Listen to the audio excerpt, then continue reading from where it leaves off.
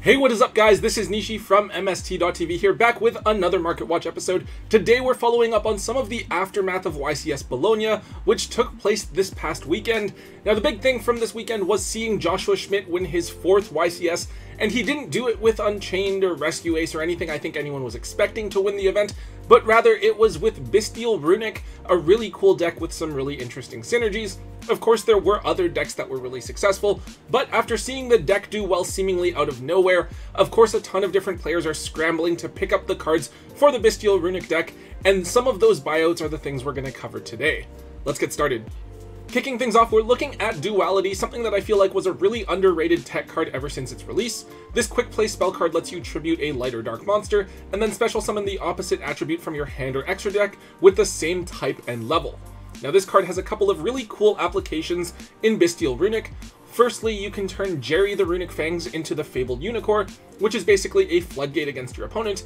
In the finals, Schmidt used it to turn the Bestial Lubellion into Scarlight Red Dragon Archfiend, and while it wasn't needed, it is an option to burn your opponent to win the game in time.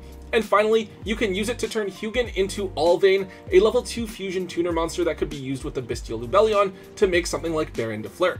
Duality actually does have another effect, sort of like a Chaos Space, where you can banish it from your graveyard, shuffle a light and dark monster from your graveyard back into the deck, and then draw a card. Really useful for cycling resources, as well as hopefully drawing into more of your runic cards for additional disruption. So back when Battles of Legend Monstrous Revenge first came out, a lot of players were really hyped for Duality, but it never really had a chance to see much meta play or application. I think that people did hype it up as a way for branded Despia to make Red Eyes Dark Dragoon, but other than that, it just felt so unnecessary, and it was just this tech card that you would have to draw into, and it would feel bad to see this card in multiple copies. However, this isn't as much of a problem in Schmidt's deck, where you're theoretically drawing 3 to 5 cards every single turn, so you could see Duality somewhat more consistently. Duality was one of the first cards to spike in price this weekend. It wasn't exactly cheap before, it was pretty steady at around $8 to $10. It did make a jump straight up to $20 per copy before now settling down a little bit more to around $17 to $18. Expect some of the hype to die down. I don't think that Bestial Runic is the best deck of the format necessarily. A big part of why it did so well is probably the surprise factor and just how it caught so many players off guard, but it is a fairly new card, so maybe there's a chance we'll see it used by some other strategy in the upcoming format now that the card is on everyone's radar.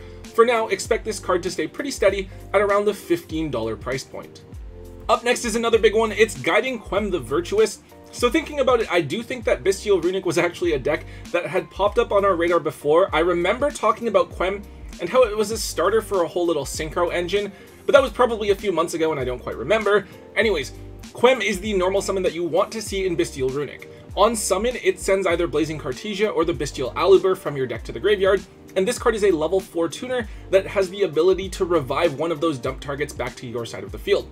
Now this card is a big part of why the Bestial Runic deck is able to function and has so much synergy. It basically allows you to turn cards like Magnema and Druisworm into level 10 synchros, and it lets you turn Hugin to something like a Coral Dragon or a Triage Master as well. Now this card was, I believe, used in branded Despia for a time as well, though I think it was just a one of there. However, Schmidt actually ran 3 copies in his YCS winning deck. As a result, this card did see a really huge jump up in price. This card has always been on the bit more expensive side, around $30, actually like $40 prior to the event.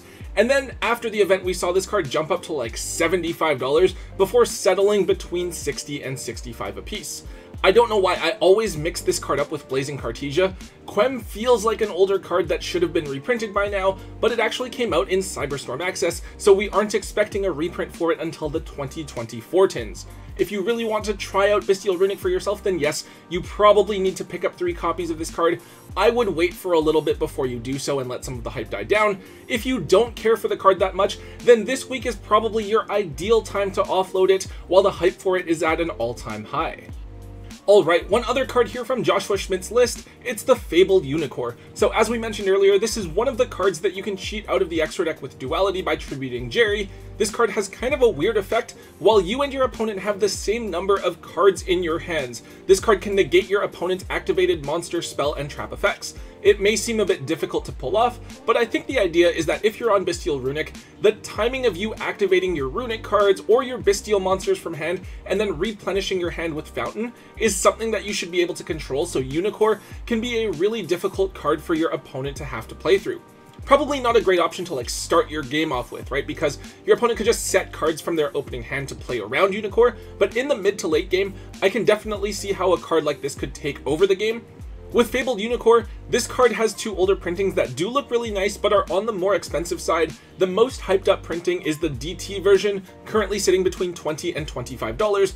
This shouldn't be too surprising. Whenever we see any of these older cards become relevant for even a second, it's usually the DT printing that will be the first to be bought out. The other is the Secret Rare from Hidden Arsenal 4, which is currently just a $10 to $12 card.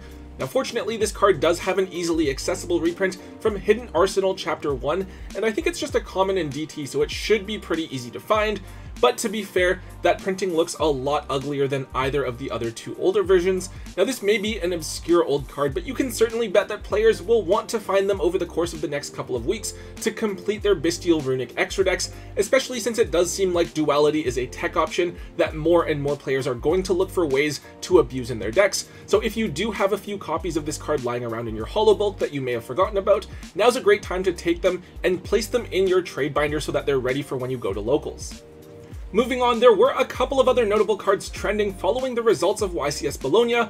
The first card is the original Sinful Spoils Snake Eye, the normal spell card that you set out of the deck with Diabellstar. Now this is the card that lets you summon a level 1 fire monster directly from your hand or deck, so it's the piece that allows the Diabellstar engine to be used by decks like Infernoid, Rescue Ace, and Fire Kings. Speaking of which, Fire Kings were just officially released here in the TCG this past weekend, and even though they don't have the Promethean Princess or Populous yet, the deck still did really well, taking a couple of top 64 spots at the YCS. I guess that with the success that Rescue Ace and Fire King saw this past weekend, even though that was kind of to be expected, players did note that the original Sinful Spoils was just a little bit too cheap. This card was only $3 or so before, since it's just a one-of in basically every deck that will use it. However, you really do need the card if you want to use the Diabellstar engine, and so over the past few days we've seen this card shoot up to just under the $10 mark. I feel like this card both should and shouldn't be this expensive. There are so many times that key one-ofs for meta-relevant decks are quite cheap, something like a Tearlaman's Kaleido Heart, which has just never really been worth that much. At the same time though, it's part of the best engine in the game at the moment, so naturally all of the hype around it is gonna lead to people buying up the card. To be fair, if you are playing this card, you're also playing Wanted and Diabellstar, and if you've bought those two cards, you probably don't really care if you're spending $5 versus $10 for this one-of card. If you do have extras of it though, I do think it's worth looking at offloading your excess copies, since I feel like its price is higher than it should be right now. Do just keep in mind that most players are only going to need one copy of this card, so it might be on the harder side to move if your market is overly saturated. Up next is Kashtira Riseheart. So no, Kashtira didn't make a surprise showing at the YCS. There's a couple of guys at my locals that try to make Kashtira work, just putting out big bodies and using Dimensional Fissure and Macrocosmos to try and steal games. We all know that the deck is pretty dead at this point. However, Kashtira, Fenrir, and Riseheart are both in the game still, and Fenrir remains one of the strongest standalone monsters that has ever been printed. In fact, we did see several lists from the top cut of the YCS that still chose to play 3 copies of Fenrir in the main board. However, one interesting thing that I did see a couple of times was players choosing to use 1 copy of Riseheart as well. At first, I thought that this was just for rank 7 access, but I didn't see any rank 7 monsters in those extra decks. I then found out that this is actually there because it's a fire monster that can be searched with Kashtira Fenrir, and then you can destroy it either from your hand or your side of the field with the effects of Kirin, Rangbali, or Arvada. It may not be ideal since you'd probably prefer to pop a Fire King so that you can proc its effect, but it's nice to have the free body available nonetheless. This sort of reminds me of how Vanquished Soul also uses Riseheart, since they often need to reveal a fire monster for Stake Your Soul or other Vanquished Soul effects, so that's kind of an interesting application there as well, but we didn't really see too much from Vanquished Soul at the YCS. Fenrir is banned over in the OCG, so this application isn't something that we carried over from there, but it's good to see TCG players still looking for innovative ways to use certain cards. There's been a slight bump up in Riseheart's price. I believe they were around $7 to $8 leading up to this weekend, but we're now seeing the card at $12 to $13 with quite a few copies moving on TCG Player over the last couple of days. Even though Kashtira is dead, it seems like Riseheart is still a valuable one-of search target that's worth considering, so you may want to keep a copy of this card in your binder next to your Fenrir's just in case. On to the next card, we're looking at Ariana the Labyrinth Servant. So I believe that Labyrinth had something of a resurgence at YCS Bologna. The past few events, I feel like Labyrinth has really struggled to perform, and we didn't really see them do all that much in terms of competitive results. However, there were a few that made the top cut this past weekend, and I think one of them even made top 4, which was really cool to see. Ariana is absolutely a 3-of in the deck. It searches for any Labyrinth card other than itself, but it also has a very useful effect to potentially draw a card and then special summon a Labyrinth from your hand. Now with Labyrinth coming back into the format, I do think this is a sign of things to come. Labyrinth gets a couple of boosts over the next couple of sets, with Transaction Rollback coming in Maze of Millennia, and then Rumple Twofold coming in Phantom Nightmare, both really useful cards that have allowed the deck to excel in the OCG, and hopefully that will carry over to the TCG as well. That being said, we did see a pretty big buyout of Ariana, specifically the collector's rare version. These were around $80 before, but they've since been bought out to where the cheapest one on TCG Player right now is $120. I do still think it's worth noting though that the secrets from the tins and the original ultra rares are only $2 to $3, a really good price for a key 3-of in what will possibly be a top tier deck next format. Don't pick up the collector's rares right now, since those will likely calm back down over the next couple of weeks, but if you can, I would consider picking up some of the cheaper versions. We don't know what's going to happen with the upcoming ban list, but it's definitely possible that Labyrinth goes through untouched, while some of the other decks do get hit and Labyrinth becomes one of the best decks of the upcoming format. Finally, there is one last card I want to look at for today. It is Centurion Primera. So I feel like Centurion is in kind of a weird spot in the game right now. The deck is the best deck to come out of Valiant Smashers, with Memento and Valmanica really not doing anything of note. However, the deck has always felt a little bit gimmicky, like it was just sort of this one-trick pony that can King Calamity lock you, but not really do too much else. I know the deck can do some interesting things, but it really never felt like it could be that competitively viable. However, I guess the deck did catch some people off guard, and actually took a couple of top spots at YCS Bologna.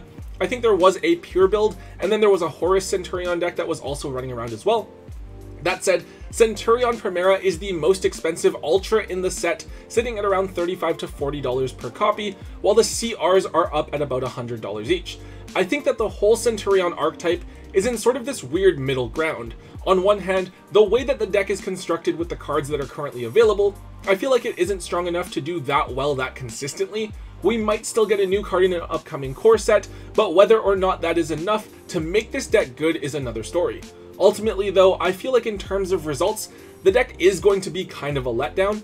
On the other hand though, I think that with Memento and Valmanica being so bad, there's nothing really else of value to come out of Valiant Smashers, so any and all results from the Centurion archetype are going to be overhyped in an attempt to drive up the prices of Centurion cards so that vendors can reclaim a greater portion of what they spent on the set and cracking it open. Overall, Valiant Smashers is probably going to go down as one of the more underwhelming side sets that we've seen in the last year or two, but even if the product does get cheaper, I don't think it's worth cracking open just to chase after Centurion cards. Rather, if you do want to play the deck, just pick up the singles if you really like it, but other than that, I would stay clear of the Centurion cards. Alright, that is all we have for today, guys. It was really cool to see Joshua Schmidt win his 4th YCS, and it definitely makes it even cooler that it was a deck that I think a lot of players really weren't expecting to see win. Actually, Bestial Runic feels a lot like Naturia Runic. Like, the lines and such are obviously not exactly the same, but the feel of the deck was kind of very similar. It felt the same when I was watching the finals happening at the very least. Anyways, guys, if you did enjoy today's Market Watch, please make sure that you let me know by hitting that thumbs up button. Also, make sure you leave a comment in the comment section down below and hit that subscribe button if you haven't already. And until next time, guys, don't forget to hold on to your MST.TV.